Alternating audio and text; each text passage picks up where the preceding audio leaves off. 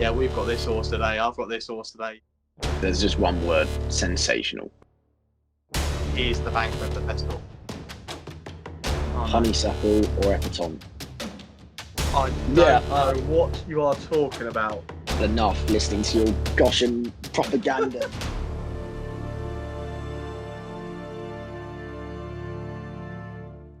Hello and welcome to the first ever Next Gen Weekend Roundup, where myself and Jack will be going over some of the weekend's action and also potentially covering over some of the news that we've had from the last week. But Jack, I'm going to go straight to you here and just say what a weekend that was. How are you feeling after that weekend just gone?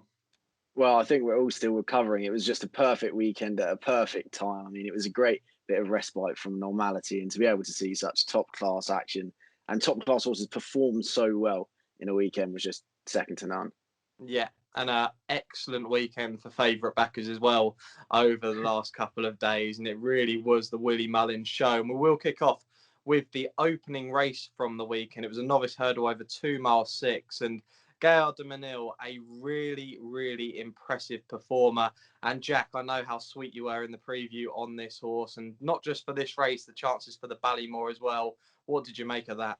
I don't know, it's so difficult not to look smug at this point. I mean, I'm still struggling to wipe the smile off my face from that then. It was unbelievable, wasn't it? He hopped over every single one, and as soon as Paul wanted him to go, he went, and he left Statler in his wake, really. I mean, Statler stayed with him for quite a good way of the time, but I mean, Gaillard de Menil, you couldn't have asked for any more. I said we could be looking at 5-1. It looks like we're looking at 10-3 for the Ballymore, but I mean, you couldn't have asked for a better performance, could you? Yeah, and there's not many bookmakers actually going that 10-3. A lot of them going 3-1, potentially shorter, but do fetch around for that 10-3 because I believe it is the best price available. And yeah, Statler ran a really decent race. Obviously, Statler before the race was the favourite for the Albert Bartlett and could still be a decent bet in there. But the horse that I did take out potentially for the Albert Bartlett was Fakira. I don't know about you, but stayed on really, really nicely for the Gordon Elliott team. And I would take note of that horse there. But Gaillard de Menil, I think that Ballymore is really shaping up, Jack. I mean, the likes of Bob Ollinger, Brave Man's Game, Gaillard de Menil, it's going to be a real decent matchup there. Yeah, it's going to be a cracking matchup. I mean, the front three in the market will go into it with cracking claims. I've seen people nap up all three of them as their best bet for the festival. So looking forward to that Ballymore. We've got a lot in store. But I think what you said about Fakir was pretty interesting because that was the only addition to my anti-post collection after this weekend, really. And straight after the race, I mean, we were looking at 18-20 to 1 for Kira was. And I was like, wow, that's a naughty little price there. Because I think we're now looking at about 12s. But I mean, from the last hurdle to the line, he was actually the quickest out of anyone there. So I thought that was quite an interesting thing to note. It was, I think, about half a second quicker than Gaillard de Menil and a lot quicker than Statler. So I thought that was an interesting point to note. Cool. So Harry Cobden is saying that Brave Man's Game is his best ride at the festival. We've got Rachel Blackmore saying she's not scared of Brave Man's Game, but we've got Jack Dawling saying that Gaillard de Menil is going to win the Ballymore. You choose who you want to trust come March, but it's going to be a really excellent race, but a really great performance from Gaillard de Menil. We now move on to the Dublin Chase review, which was just a scintillating performance from the one and only Shishkin Poursoir, taking on Min in the same colours, Rich Ritchie colours, and it was going to be between the two. Unfortunately, Min made quite a few errors during the race, which was a bit unlike him. But look, Shishkin Poursoir, it was all about him on the day. Probably one of the best performances, if not the best performance from the weekend. Makes his Champion Chase claims now. He's even money favourite for the Champion Chase. I think if a lot of bookmakers are going non-runner, no bet, a lot of them are going sort of 10-11, 8-11 about this horse. And I can't see anything taking this horse on in the Champion Chase. I mean, Altior's got to come out of the weekend and put in a really impressive performance to put his name against Shishkin Poursoir. But Jack, what a hell of a performance from this horse. What did you make of it? I mean, there's not really too much to say. It was impressive. It was very impressive. But there's something about Shishkin Poursoir that I just can't quite get my head around. I'm not too sure what it is. He always does enough. And I mean, the way he went in between Fakididari and Notebook before the last and split them was really impressive. Don't get me wrong. But I do think if there's one of the Willie contingent that will let anti-post backers down, I do think it could be Shishkin Poursoir. No. I don't know what you are talking about. I mean, I've seen people on Twitter in the last sort of, 12 months saying that this horse, he can't jump, he can't do this, he doesn't find much off the bridle. This horse here, I watch him at every jump, right? He takes lengths out of horses. That's what he does. He draws lengths while they're tired. He literally jumps a couple of lengths ahead of them. That's what he does. Look, off the bridle, maybe you could say that, he doesn't impress you too much. You don't see a sudden turn of foot, but I just think he's a horse that will do enough in a champion chase. And even in the field that he's got come March, I just think he doesn't have to do much to win that. Fakir Dudery ran a really nice race, and we did mention him in the preview saying that he was a really interesting sort of horse to put in here. But the likes of Notebook's not a bad horse, and he's absolutely demolished him there. But Shaq and Poursois, in my opinion, if he turns up in that champion chase, he is just going to be unbeatable. But a lot of you are probably going to be in the comments now going in on Jack saying that Shaq and Poursois, there's something that doesn't excite him apparently, and I'm not sure what that quite is. But yeah, Shaq and Poursois definitely a really good chance come the festival for the champion chase. Right, we now move on to the Arkle Novice Chase, the Irish Arkle Novice Chase, and this was won by Energamane and Energamane. Again, was very, very impressive for the Mullins camp. A lot of these Mullins horses were very impressive over the weekend. This one here has put his name firmly into the Arkle picture against Shishkin. He's now 9-4. I think you can probably get about 5-2 around for this horse for the Arkle at the moment. But I'm a massive Shishkin fan, right? And I don't want to... I'd say this was impressive, but I think Shishkin, obviously he has to step up, and he's probably going to be taking on better horses now come the Arkle. That's probably when next going to see him. But I don't think he's beaten much, but the way he's been doing it has been really impressive. The thing is with Energamane, he's probably beaten a lot more in terms of what was behind him than Shishkin has. There's no doubt about that. But I just think that Shishkin come Cheltenham, he's going to be a Nicky Henderson primed horse, and he's going to be tough to beat. What do you reckon on that one, Jack? Yeah, I mean, obviously in the preview, I was saying that Energamane could put up a big challenge to Shishkin, and I should be sitting here saying, yeah, I think that even more so now after that. But I wasn't actually that exhilarated by the performance at the weekend. I mean, I think it was a shame Captain Guinness fell because he could have pushed him a little bit more. I don't think there would have been too much of a challenge there because I think Energamane would have won still very easily. But I don't know. I think 5-2 is short. 5-2 is very short. I think 7-2, 4-1, you're kind of looking a little bit more fair. But to be taking on Shishkin at 5-2, I mean, Shishkin has looked pretty much foot perfect at every obstacle, whereas Energamane was jumping to his right a little bit, which I didn't really like, especially going around Cheltenham. You don't really want to be doing that just before Cheltenham. I mean, he jumped into the race really nicely towards the back end of it, and obviously swept round the bend and picked them all up and stretched on down the back straight. But I don't know, when he was jumping a little bit to his right, I was thinking 4-1 would be a decent price, but 5-2 I think is a little bit short taking on Shishkin. Would you say that Shishkin's, it's difficult to say, would you say Shishkin's slightly too short? I think he's around, I think you probably get 11-10 on about this horse. Would you say that he's potentially too short as well, considering he's done everything so well and he's very good at his fences? He gets his sort of feet adjusted and he's a very natural horse at doing so. But would you say after what he's had to beat Shishkin, he should be as short as that price there? Or do you think they could both be sort of as short as 2-1, 5-2 with the likes of All Mankind in there, who's done nothing wrong all season? What are your thoughts on that? See, I kind of put Shishkin almost on par with Envoi Allen, and that this season they haven't really beaten much, but they've done it so comfortably and they've done it so well, and especially they come into it with such big pedigrees of what they've done so far. Obviously, Shishkin in the Supreme and Envoi being unbeaten, whereas Energamane has come into it as more of an unknown. So there's not as much, I'd say, people don't have much allegiance to Energamane as they do with Shishkin. So I kind of understand why he's 10-11. I think you can grab evens now as well. And I think even money is probably fair enough, 5-4 fair enough. But I just think after Energamane, it was a good performance, don't get me wrong, but I think 9-4 is a little too short taking on Shishkin. Yeah, there we go. And we're probably looking forward to that race. It's going to be a hell of a matchup and plenty of decent matchups come March. But Energamane versus Shishkin are definitely one to look forward to. Talking about matchups, and this one here was a very good performance with Kilcrut, who's now going to be taking on Sir Gerhard in the champion bumper come Cheltenham. And it was such an impressive performance from him. They seemed to go a really good gallop on Saturday, and he seemed to just cruise past these horses. And they're not bad horses in their own right. These weren't sort of, weak bumper horses. They've all put up some fairly decent displays elsewhere, but Kilcrut was just really, really taking. And I think he's gone about 2-1, 9-4 for the festival, and I think Sir Gerhard's around 11-4. Jack, there's something about me, bumper horses are great. Like it's fantastic to see them sort of easing into potentially a decent jumping campaign, but they never really excite me. What's your opinions on bumpers?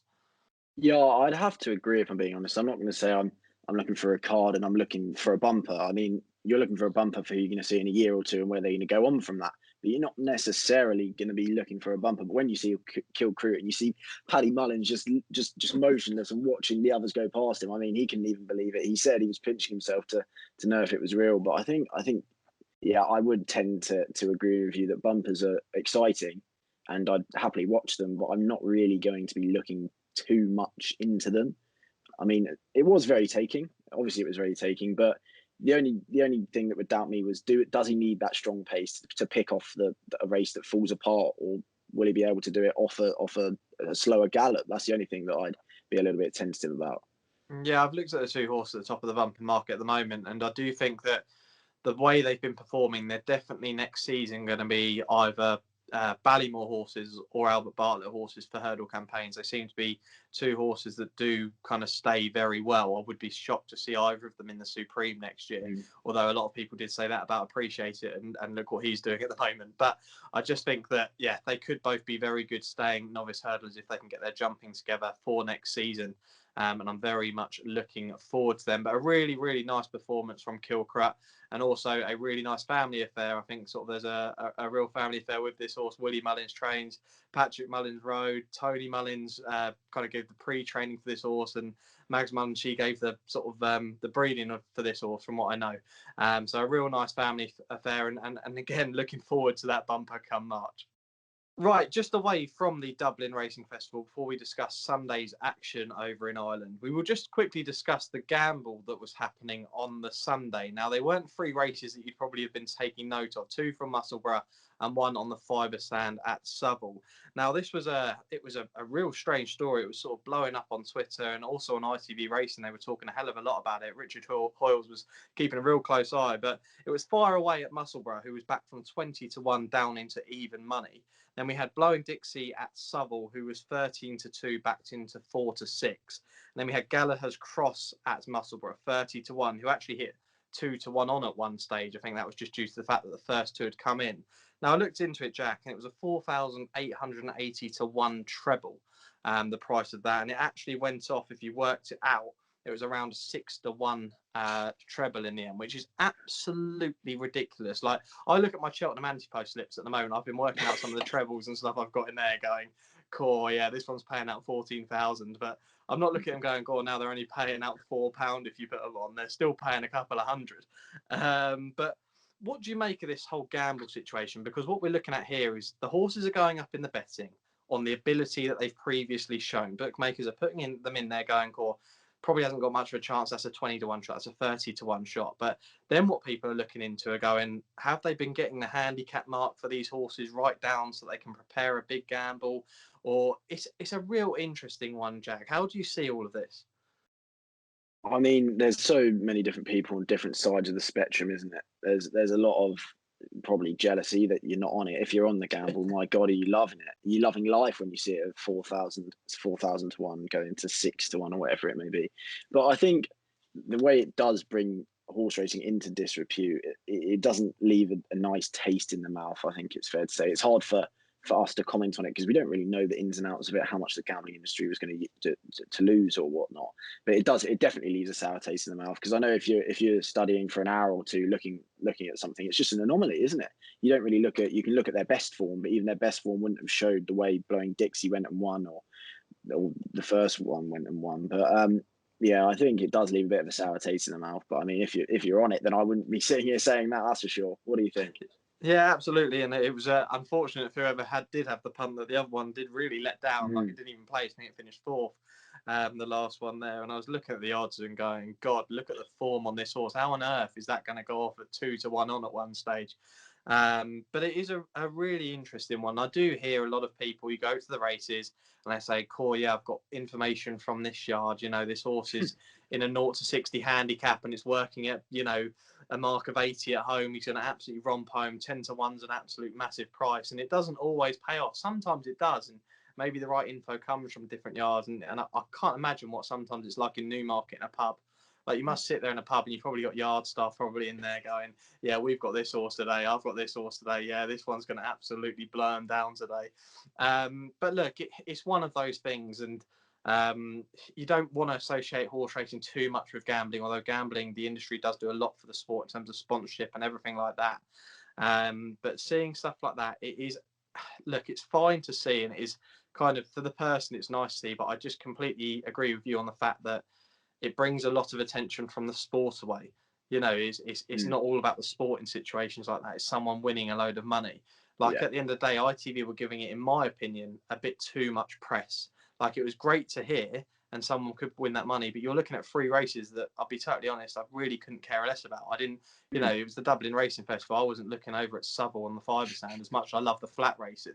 You know, we both love it, but I wasn't looking at those cards because you just don't do it. But, you know, someone's found those horses and that's what's happened. But we'll have to see. I think potentially more will come. It's probably under investigation. There might be something being investigated into it.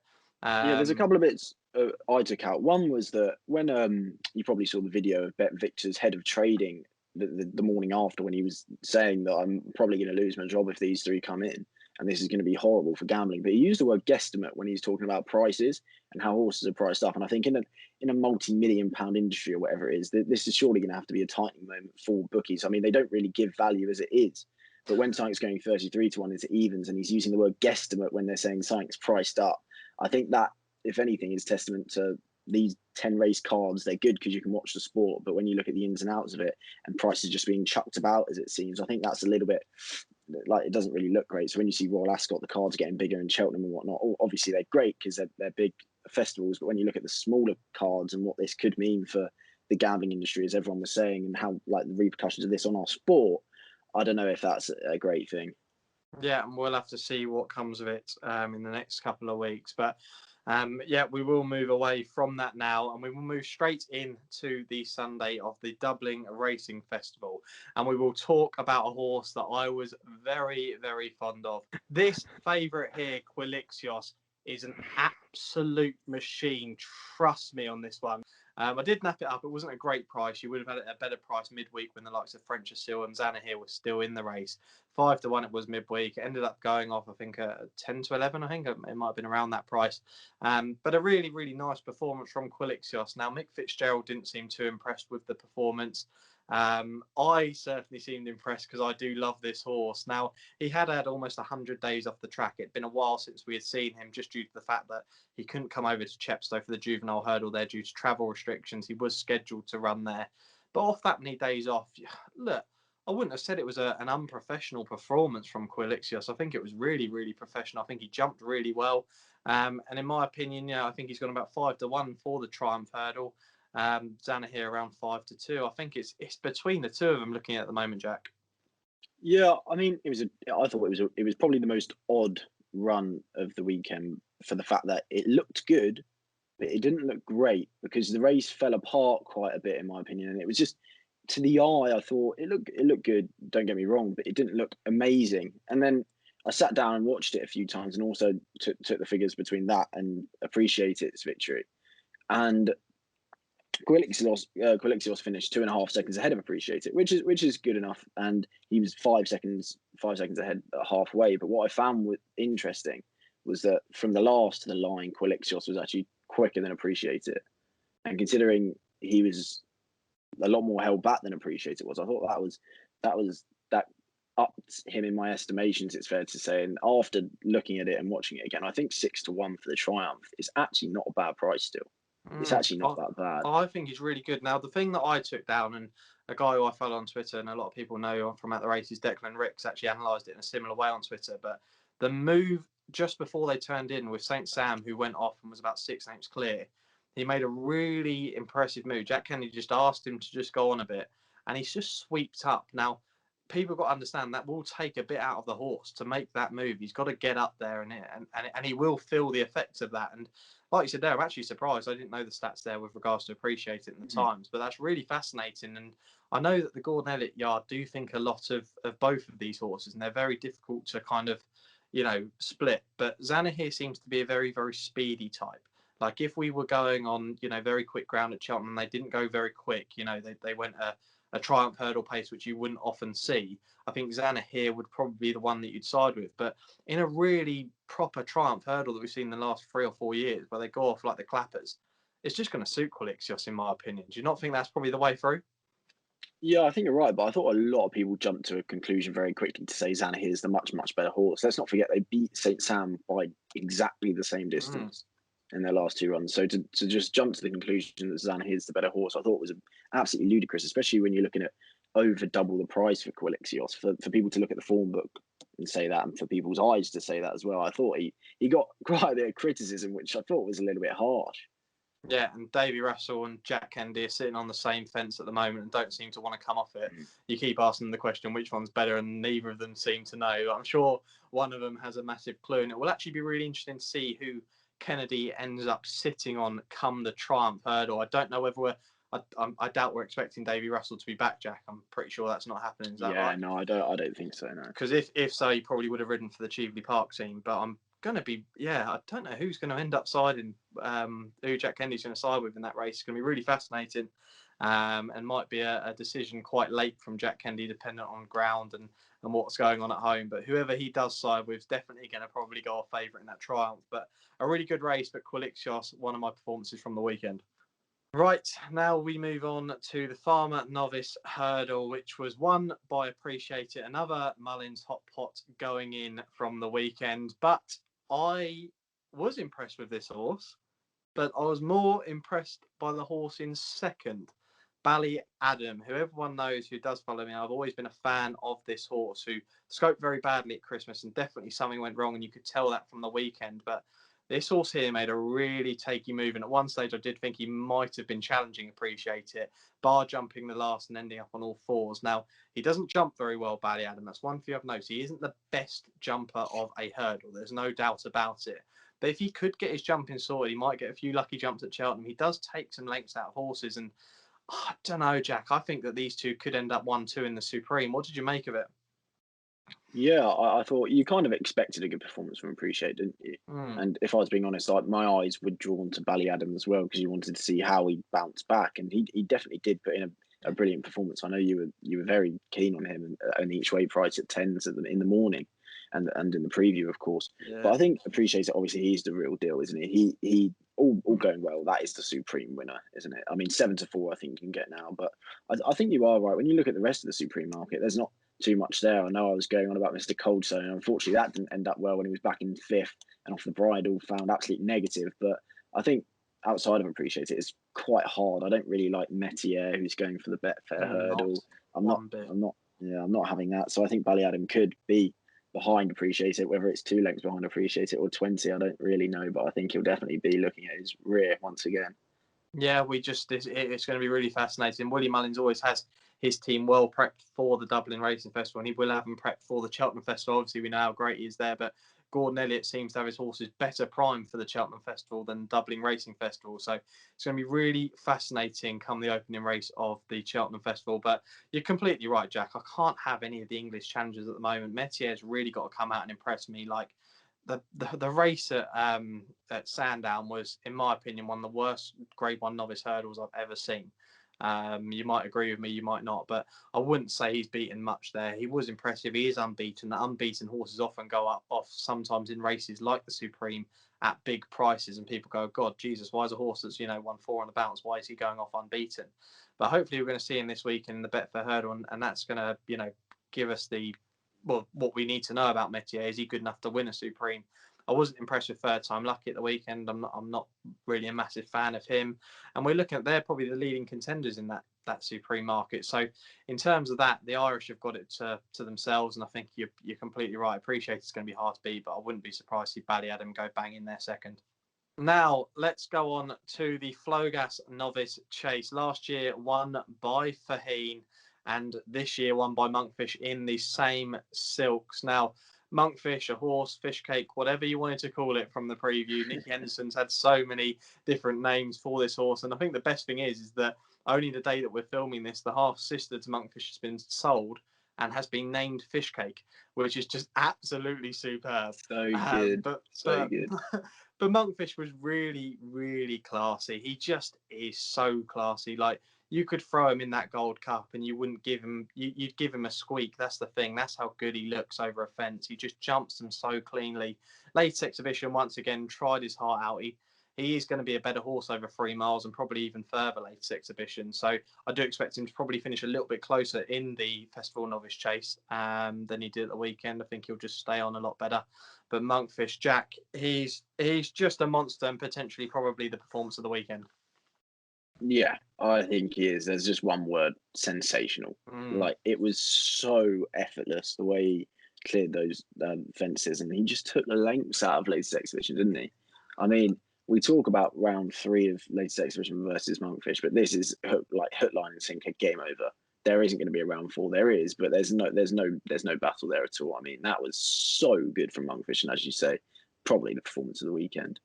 Yeah, and it's an interesting question, this, Jack, but you could probably find evens about the 3 favourites for the novice chasers at the festival: Shishkin, Envoi, and Monkfish, right? If I said to you now, put them in order of who's going to have the best chance of going in, how would you currently put it? That's a great question. I mean, Monkfish, and then there'll be a serious gap to probably Shishkin and then Envoi. I just think Envoi, he hasn't beaten as much. Oh, don't get me wrong, Shishkin and Envoi both haven't really beaten anything over fences, but I think Shishkin just seems a little bit more intelligent over the fences. I think it's fair to say. If he's not completely there, or he stepped a little bit, then he adjusts himself, and I really like to see that from an animal. I think he's probably a touch classier than Envoi, but if I'm being honest, I think Monkfish is. I know he's a lot of people's banker of the festival, but after we've seen that performance, I think there's no two ways about it. But how would you rank the 3?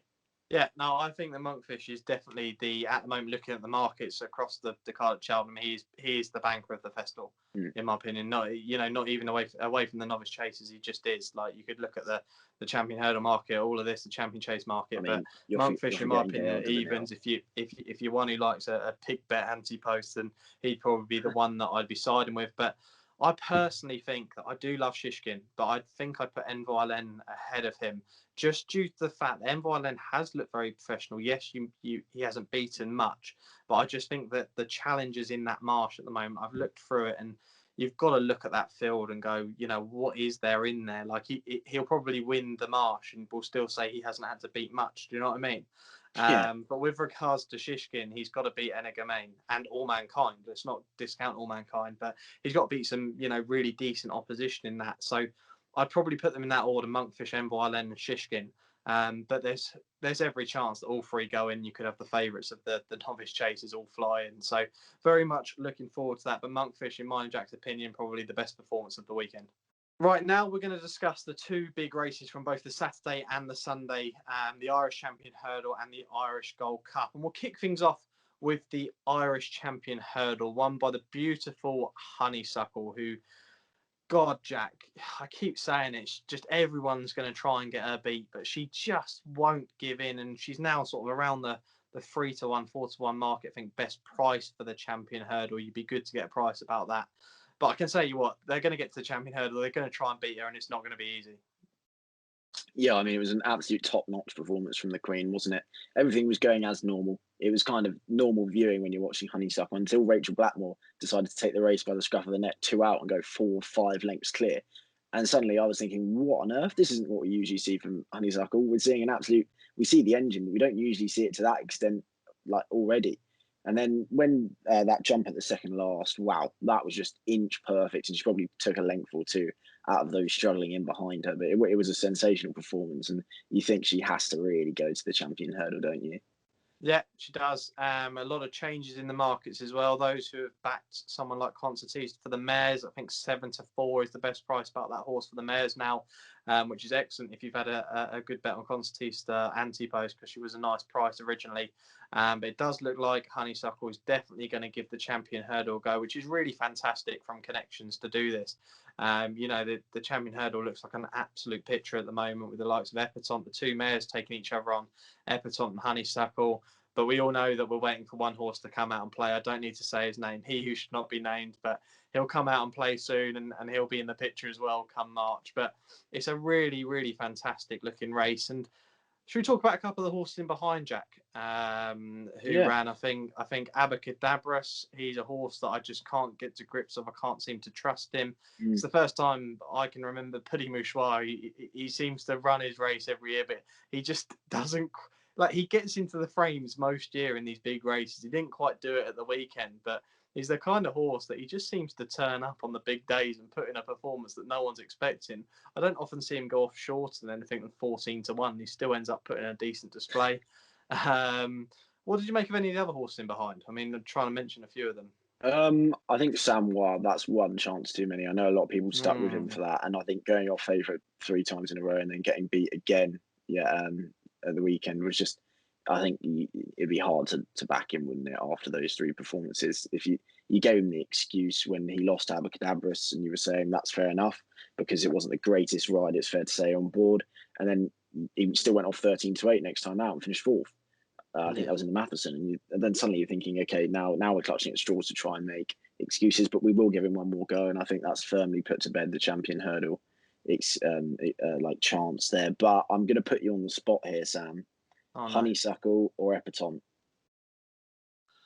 Do you know what? It sounds bad. It's an easy question. I'd be all over Honeysuckle over Epatante. I really would. Yeah, I just don't know how great Epatante's Champion Hurdle win was last season. She was very, very impressive. She was, but I don't know whether it was that scintillating to say that she's going to go and win it the next year straight away. I was thinking, Gore, you're going to have some novices come into play, and you could have someone like a Honeysuckle take them on next year. Even Concertista, I did look at it and go, she could enter that Champion Hurdle picture. And I know a few people have been keen that she could show some speed over 2 miles, but I think 2 mile 4 is where they're going to head with that horse. But I don't know. I just think Honeysuckle is a completely different horse to Epatante and so much better as well. And a truly run Champion Hurdle is going to suit Honeysuckle down to the ground. She's going to have her cruise into the race. And I'm looking forward to it, Jack. But we all know that, I'll say it now, Goshen's going to win the Champion Hurdle, and that's it.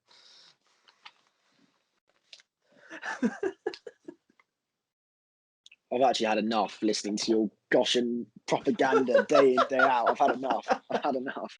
Nah, mate, comes out with the Kingswell Hurdle, wins that easy. Right, let's move on now. We'll go on to the championship race from the Sunday, the big race, which was the Irish Gold Cup, which was, in my opinion, quite underwhelming. It's easy to say. Envoi won this race. And a few disappointing rides in behind. And I think the most fascinating thing that came out is we've just seen a horse win the Irish Gold Cup, and Willie Mullins straight away go, well, we've ended him into the Stayers Hurdle. I was thinking, oh great, cool, an Irish Gold Cup winner going for a Stayers Hurdle, but 20-1 this horse is for a Stayers Hurdle. Jack, do you see the kind of theory behind this horse doesn't seem to act around Cheltenham over fences? Do you think that potentially the Stayers Hurdle 20-1 might be a huge price we might be looking at? I don't know. No. I'll stop you there. That's just ludicrous. He'll go for a Gold Cup and he'll fail for a Gold Cup, won't he? But I mean, as you say, it was quite an underwhelming race, wasn't it? It's annoying after watching an Irish Gold Cup going, Envoi, tough nut to crack. He's done it again. He stayed on. It's just like, come on, you wanted to see a really, really good performance from Mellon or Manila Indo or Delta Work or something to try and really push you on and say, hello, something can challenge Album Photo. And I mean, the last chance he got is Champ when he comes out this week, if Newbury's even on, that is. And I just pray to God that he does put in a good performance in the Denman Chase, because if he does, then Album Photo is finally going to have something up against him. But at the moment, it doesn't really look like there will be anything up against him.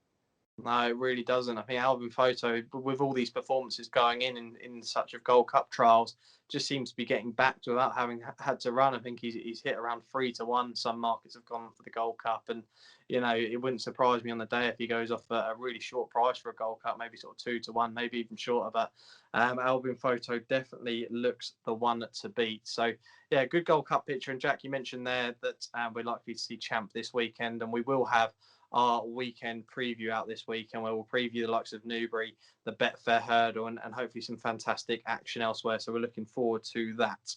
Right, now we'll go on to the questions from our followers, and we do encourage people to ask us questions. We're really intrigued to kind of hear what you want to know as well, and also give us your opinions, because we're quite happy to share them on the reviews of the weekend. But JTW Equine Images tweeted us, and first of all, I did check out JTW Equine Images. I went on the website and they have some really excellent pictures on there, so do check out some of the images they have on there. But he asked, which horses from the handicaps this weekend are dark horses for the likes of the Coral Cup, Martin Pipe and the Pertemps? Now, the one that I noted down was in the 240 on the Sunday, and this was Kashari for the Willie Mullins camp, ridden by Paul Town in the Rich Ritchie Silks. Now, this race that was run at the weekend was over 3 miles. We've got the Coral Cup, which is over 2 mile 5, I think, is the right distance for the Coral Cup.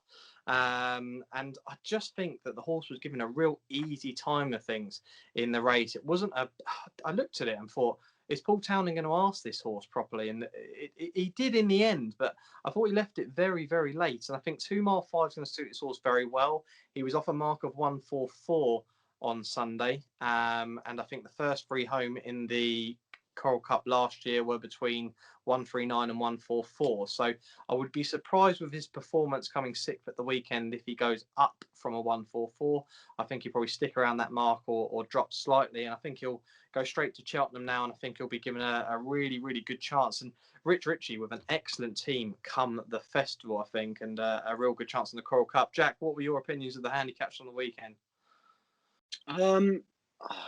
I mean, I was very happy that dropped the anchor on the 2 mark, the Labrooks hurdle. That was what I was most happy about. I was screaming him home, and ITV were behind on it, so I was like, no. So I had to switch over to Racing TV and whatnot. But I didn't really take too much from the handicap hurdles at the weekend, if I'm being honest. I mean, so far my anti-post handicap hurdle bets aren't looking great, with Fantasio Delane beaten 52 lengths, who I've got for the Martin Pipe, and I think wide receiver will go there. I mean, I'm not too sure. He's been drifting in the market of late because you're not sure whether he's going to go to the county or not. But I think that Fantasio Delane would be the one that I have at the moment. Would I be urging anyone to back him? I wouldn't, no, because I don't know if he's going to come out before or go to the Martin Pipe. But Sam, we've also had a question from the great Andrew Halligan of the finishing line as well, and he simply put, how far does Monkfish win the 2022 Gold Cup by? Well, we've just literally been discussing Monkfish's performance then, and I think the first question should be, how far does he win the Festival Novice Chase by? But in terms of the Gold Cup, is it too early to be talking about this horse as a Gold Cup? Do you think, Jack, because we're going to have the likes of Envoi, who may not go for a Gold Cup in his first season outside of Novice Company. But look, he's a really good horse, but he's going to be taking on older horses. You know, we never know what Champ's going to be doing come this weekend. He could come out and be electric and then go and, romp up in a Gold Cup. And then we'll be thinking the next season, God, Champ's the one to beat. But yeah, it's going to be an interesting one. I know Halligan is so keen on this, and I'm pretty sure we're going to have Andrew Halligan on for one of our days of the Cheltenham Festival previews towards I think we're looking to try and get up as early as possible in March. So hopefully in the first week of March, we'll have our Cheltenham Festival previews up, and we'll try and get Halligan on for the Wednesday of the Cheltenham Festival, where he can really tell us how much he loves Monkfish. But yeah, it's going to be a real fantastic weekend coming up. Like I say, Jack and I will be previewing that, probably coming to you guys on Thursday or Friday, and we'll have some fantastic action. But Jack, thanks for the review this weekend. Cheers. Thank you, Sam. Yeah, and we'll see you for the weekend preview. Thanks for watching.